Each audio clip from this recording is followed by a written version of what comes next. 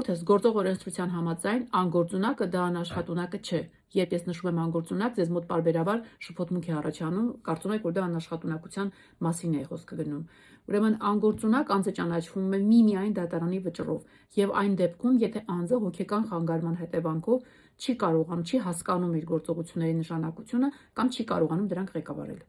Ով կարող է դիմել դատարան անձին անգործունակ ճանաչելու վերաբերյալ, ընտանիքի անդամը, խնամակալության կամ հոգաբարձության մարմինը, ինչպես նաև հոգեբուժական հաստատությունը։ Ինչ պետք է նշել դիմումում պետք է նշել այն կոնկրետ հանգամանքները, թե ինչու է դիմումատուն, դիմում դատարան, ինչու է անհրաժեշտ, որ անձը ճանաչվի անգործունակ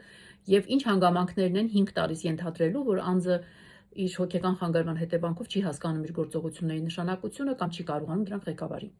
Ովքեր են մասնակցում անձին անգործունակ ճանաչելու վերաբերյալ դիմումի քննությանը, ուրեմն մասնակցում են անգործունակ ճանաչվող անձը, նրա փաստաբանը, ինչպես նաև խնամակալության եւ հոգաբարձության մարմինը։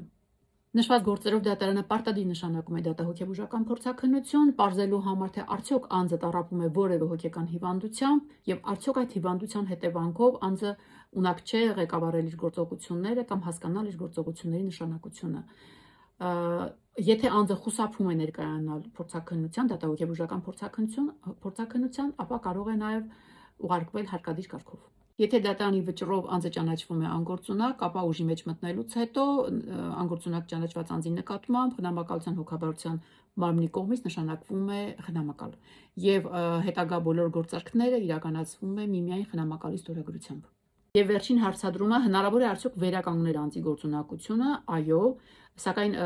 կրկին անգամ անհրաժեշտ է դիմել դատարան, ներկայացնել հիմնավորումները, ինչպես նաև կրկին անգամ պարտադիր պետք է նշանակվի փորձաքննություն դատահոգեբուժական, պարզելու համար, թե արդյոք անձը ներկայումս տառապում է որևէ հոգեկան հիվանդությամբ, եթե այո, ապա արդյոք այդ հոգեկան հիվանդության հետևանքով նա արդեն իսկ հասկանում է իր գործողությունների նշանակությունը եւ ղեկավարում է դրանք, կամ հնարավոր է լինի եզրակացություն այն մասին, որ անձը այլևս չի տառապում որևէ հոգեկան հիվանդությամբ եւ որի հիմքով դատարանը անձին ճանաչում է գործունակ,